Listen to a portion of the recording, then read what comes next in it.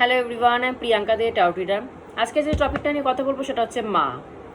মা বলতে আমরা যেটা বুঝি সেটা হচ্ছে একটু ডিসকাশন করলে ভালো মতো বোঝা যায়।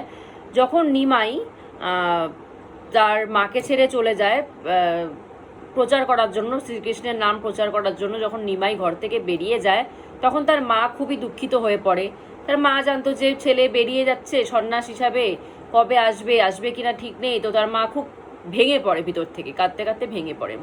তো তখন নিমাই তার মাকে বোঝায় যে তুমি কেন ভেঙে পড়ছো, আমরা কি এটা প্রথমবার এসেছি পৃথিবীতে? না, আমরা তো যুগ যুগ ধরে মা ছেলে আসছি, তুমিও সেই মা আমিও সেই ছেলে, বারবার যুগ যুগ ধরে আমরা আসছি।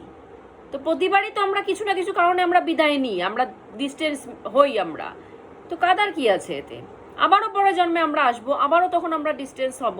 তো এতে তো কাদার কিছু নেই। তখন নিমাই পুরো বিশ্লেষণ দিয়েছেন, সংস্কৃতে পুরো লেখা আছে, শ্লোক বিশ্লেষণ দিয়েছেন।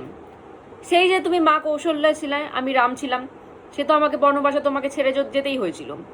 সেই যে মা তুমি দেবকী ছিলে, আমি তোমার গর্ভে জন্ম নিয়েছিলাম, জন্ম নেওয়ার সাথে সাথেই তো আমাকে বাবা পাঠিয়ে দিয়েছিল। সেই যে তুমি মহামায়া দেবী ছিলে, আমি গৌতম বুদ্ধ ছিলাম, সেই তো আমাকে মাসি মানুষ করেছে, তোমার থেকে সরিয়ে আনা হয়েছিল। সেই যে তুমি মাদার ম্যারি ছিলে, আমি যীশুখ্রিস্ট ছিলাম, তখনও তো আমাকে তোমার থেকে সরতে হয়েছিল। সেই যে তুমি সচিমাতা, এবার নিমাই তার মাকে বলছে এইবারও তুমি আমার মা সচিমাতা, আমাকে তোমার থেকে সরে দূরে থাকতেই হবে। নেক্সট টাইম আমি আসবো তোমার ঘরে, সেও এটা বলে দিল। তোমার মা চন্দ্রদামিনী দেবী, শ্রী শ্রী রামকৃষ্ণ দেবের মা। এরপরেও যে জন্ম নেব তোমার কাছে, তখনও তো আমাকে তোমার থেকে দূরে থাকতে হবে। লাস্ট যে জন্ম নেব আমি মাতা মনমোহিনী দেবীর কোলে শ্রী অনুকূল রূপে, তখনও তো আমাকে তোমার থেকে কিছুটা ডিস্টেন্স থাকতে হবে। তো আমরা তো এত যুগ যুগ ধরে আমরা মা ছেলে চলে আসছি, আগামী দিনেও আমরা আরো দুটো জন্ম আমাদেরকে মা ছেলে একসাথে কাটাতে হবে। তা তুমি কেন কাটছো?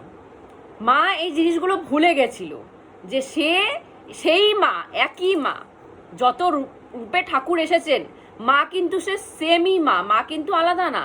মা কৌশল্যা, মা দেবকী, মাদার ম্যারি, সচী মাতা, মহামায়া দেবী, চন্দ্রদামিনী দেবী, মাতা মনমোহিনী দেবী, মা কিন্তু কেউ আলাদা না। ঠাকুর যেরকম কেউ আলাদা না, বারবার রূপ ধারণ করে এসেছে, সেম মাকেই নিয়ে এসেছে বারবার করে।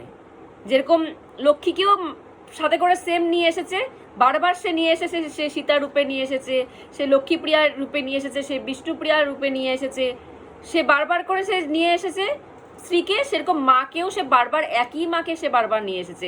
মা আলাদা না, সেম মাই গর্ভে সে বারবার এসেছে, একই মায়ের গর্ভেই সে বারবার জন্মগ্রহণ করেছে।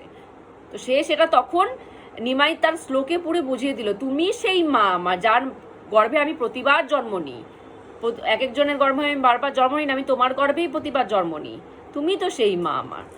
তো কত জন্ম না আমরা এরকমভাবে কাটিয়ে এসেছি আলাদা থেকে, আরও 2 জন্ম কাটাতে হবে আমাদেরকে এরকম আলাদা থেকে। তো কেন কাঁদছো তুমি? তখন তার মা সব যখন মনে পড়লো, তখন তার মা ঠান্ডা হলো, শান্ত হলো।